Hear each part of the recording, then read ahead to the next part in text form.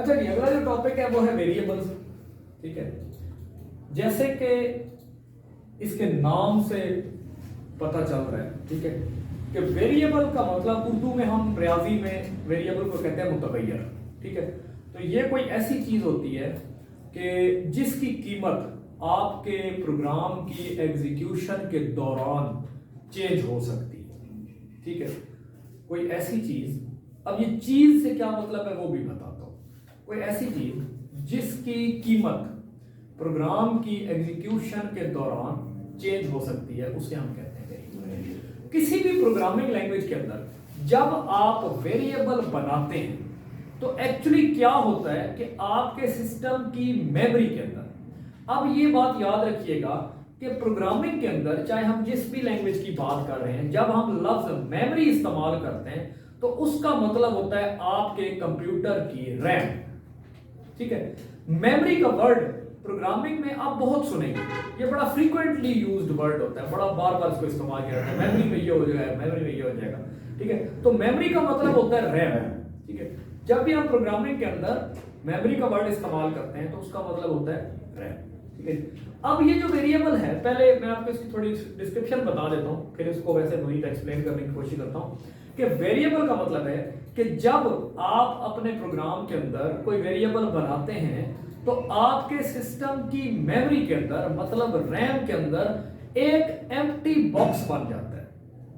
ठीक है, एक एम्प्टी बॉक्स बन जाता है, तो वो एक्चुअली वेरिएबल होता है। उसमें आप अपनी मर्जी की कोई भी कीमत जो आपको जरूरत होती है प्रोग्राम के दौरान वो सेव करवा सकते हैं। अब वेरिएबल में दो चीजें होती है, एक वेरिएबल में दो चीजें होती हैं, एक होता है उसका नाम और दूसरी होती है उसकी वैल्यू। ठीक है, इन सब लैंग्वेजेस एक तीसरी चीज भी होती है, उसको बोलते हैं डेटा टाइप। कुछ लैंग्वेजेस के अंदर एक तीसरी चीज भी होती है जिसे कहा जाता है डेटा टाइप। लेकिन ये जो पीएचपी टाइप की लैंग्वेजेस है ना, इनको मैं कहता हूं ये आजाद लैंग्वेजेस है। इसमें आप वेरिएबल बनाते हुए ये नहीं बताते कि ये किस टाइप का वेरिएबल है। ठीक है, कुछ जो लैंग्वेजेस हैं जैसे सी है, सी प्लस प्लस है, जावा है, उनके अंदर आपको वेरिएबल बनाते हुए ये बताना पड़ता है कि ये किस डेटा टाइप का वेरिएबल है। मतलब ये इंटीजर है, ये फ्लोट है, ये स्ट्रिंग है, कैरेक्टर है।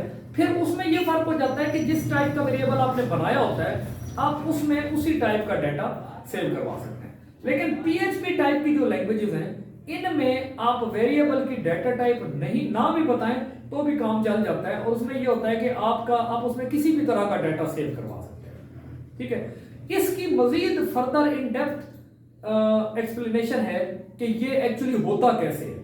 ठीक है, लेकिन अभी फॉर द टाइम बीइंग, क्योंकि हम एक बिगिनिंग से प्रोग्रामिंग को स्टार्ट कर रहे हैं, तो मेरा ख्याल है कि वो जो डिटेल है वो अभी इररेलेवेंट है हमारे इस कॉन्टेक्स्ट के मुताबिक। ठीक है, इसलिए हमारे लिए अभी ये जानना ही जरूरी है कि पीएचपी के अंदर आप वेरिएबल की डाटा टाइप ना भी बताएं तो भी काम चल जाता है, और आप उसमें किसी भी किस्म की वैल्यू, किसी भी डाटा टाइप की वैल्यू स्टोर करवा सकते हैं।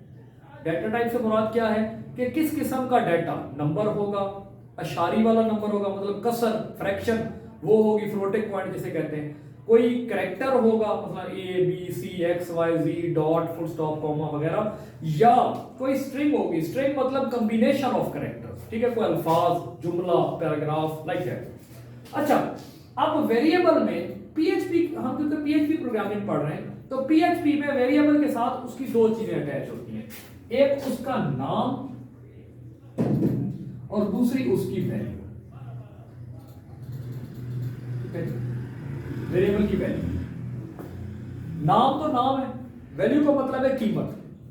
अब रियाजी में, मैथमेटिक्स में, अलजबरा में आपने अक्सर देखा होगा लिखा होता है a बराबर है 6। मतलब क्या हुआ कि a एक मुतगय्यर है और उसकी जो कीमत है वो है 6। फिर आपने अक्सर लिखा हो देखा होगा x बराबर है 4। इसका मतलब क्या है कि x एक मुतगय्यर है और उसकी कीमत है 4। अब इसी सवाल के अंदर आपने a बराबर है 6 किया, कुछ देर बाद जाके हो जाता है a बराबर है 25। a तो वही a है लेकिन उसकी कीमत तब्दील हो गई है। तो हमने वेरिएबल के बारे में यही कहा कि ये कोई ऐसी चीज है जिसकी कीमत with the passage of time जरूरत के मुताबिक तब्दील हो सकती है। ठीक है, अच्छा अब प्रोग्रामिंग लैंग्वेज के अंदर हमने ये अब वो वाली कहानी कि ये मेमोरी के अंदर कैसे एक्चुअली बन जाता है। फर्ज करें आप एक PHP का प्रोग्राम बना रहे हैं, आपने यहां लिखा PHP और इसके अंदर आपने लिखा a बराबर है 6, आगे सेमीकोलन। अब वो पहले मैंने रियाजी वाला लिखा था ना, तो उसमें मैंने सेमीकोलन नहीं डाला था, लेकिन जब प्रोग्रामिंग लैंग्वेज में लिखते हैं तो आपको एंड में सेमीकोलन लगाना पड़ता है। मैं आपको पिछले लेक्चर में ये बता चुका हूं कि सेमीकोलन का मतलब होता है स्टेटमेंट टर्मिनेटर, यानी यहां पर ये वाली जो स्टेटमेंट है, ये जो हिदायत है, ये जो इंस्ट्रक्शन है, ये जो बात है, ये खत्म हो रही है। अब इससे आगे जो कुछ लिखा जाएगा वो नेक्स्ट इंस्ट्रक्शन होगी, वो इसका हिस्सा नहीं होगी। स्टेटमेंट टर्मिनेटर का ये मतलब होगा। जब आप a बराबर है 6 लिखेंगे तो आपके सिस्टम के अंदर, ठीक है, उसके सीपीयू में जहां रैम लगी हुई है उसके अंदर आप फर्ज करें ये आपके सिस्टम की रैम है, या हम उसकी एक तस्वीर सी बनाते हैं, मेमोरी है मतलब रैम। इसके अंदर जब ये स्टेटमेंट चली तो कहीं एक बॉक्स बन गया, उसका नाम क्या रखा गया a, और उसकी कीमत क्या बन गई ये वाला 6। ठीक है, फिर आपने एक स्टेटमेंट चलाई b बराबर है 9, फिर कहीं आपके सिस्टम की रैम के अंदर एक डब्बा बना, उसका नाम रखा गया b और उसकी कीमत बन गई 9। ठीक है, फिर आपने किया c बराबर है a जमा b, फिर एक मुतगैयर कहीं बन गया, एक डब्बा बन गया, उसका नाम रखा गया c और उसकी कीमत क्या बन गई, जो a और b की कीमत थी उनको जमा करके, a की कीमत थी 6, b की कीमत थी 9, इनको जमा करके बन गया 15, ये c की कीमत। ठीक है, तो ये एक्चुअली वेरिएबल्स का कॉन्सेप्ट है। अब इस कॉन्सेप्ट में एक बड़ी अहम बात समझने की है, एक बहुत अहम बात समझने की है। ठीक है, वो ये है, ये बात वैसे मैं आपको आगे जब ऑपरेटर्स का टॉपिक पढ़ाऊंगा तब भी बताऊंगा, लेकिन मेरा ख्याल है यहाँ बता देना मुनासिब है, क्योंकि अब आप वेरिएबल्स के बारे में पढ़ रहे हैं, आगे आप वेरिएबल यूज भी करेंगे, इसलिए आपको पता होना चाहिए।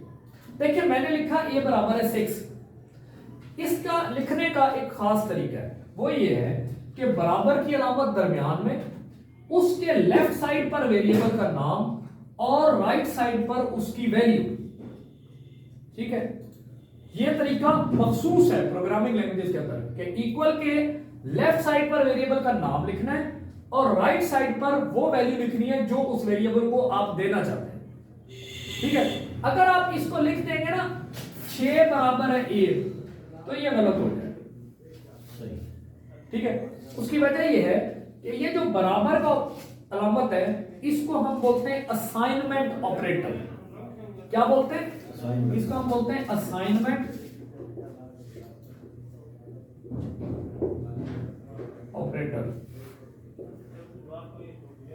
ठीक है जी, असाइनमेंट ऑपरेटर, इसका क्या मतलब है कि ये राइट साइड वाली वैल्यू लेफ्ट साइड पे जो वेरिएबल दिया हुआ है उसको असाइन कर देता है, उसके जिम्मे लगा देता है, उसको दे देता है कि तुम्हारी ये वैल्यू है। ठीक है, इसलिए इसको बोलते हैं असाइनमेंट ऑपरेटर। और असाइनमेंट ऑपरेटर हमेशा from right to left assign करता है। ठीक है जी, हमेशा from right to left assign करता है। अगर आप इस तरह लिख देंगे तो ये गलत हो जाएगा, ये एरर आ जाएगा। ठीक है जी, तो ये वेरिएबल में आपने ये बात याद रखनी है कि ये जो वेरिएबल है इसको लिखने का ये मखसूस तरीका। अब जब मैंने ये लिखा था, ये वाली स्टेटमेंट लिखी थी, तो इसमें देखें जिसको वैल्यू देनी है वो मैंने लेफ्ट साइड पे लिखा है और जो वैल्यू कैलकुलेट करके देनी है वो मैंने इक्वल के राइट साइड पे लिखा हुआ है। अलजबरा में अक्सर आप यूं भी देखते हैं मैथ के अंदर a प्लस b बराबर है c, लेकिन प्रोग्रामिंग में ये बात गलत है। ठीक है, कंप्यूटर प्रोग्रामिंग में ये बात गलत है। इसमें जो कैलकुलेशन है वो राइट साइड पे, जिसको वैल्यू देनी है वो लेफ्ट साइड पे होगा। ठीक है, ये बात आपने याद रखनी है। बाकी वेरिएबल्स में एक चीज आ जाती है, वेरिएबल का नाम कैसे दिया जाए। ठीक है, नाम जरूरी नहीं है कि सिर्फ ए बी सी यानी एक एक कैरेक्टर का ही नाम दें। आप 40 कैरेक्टर्स तक कोई भी नाम दे सकते हैं विदाउट स्पेस। किसी वेरिएबल के नाम के अंदर स्पेस नहीं होनी चाहिए। बाकी एक अल्फाबेट का नाम दे दें या 2-3 अल्फाज मिला के दे दें, मसलन यहां मैं थोड़ी जगह बनाता हूं, आप यहां एक वेरिएबल यू भी बना सकते हैं।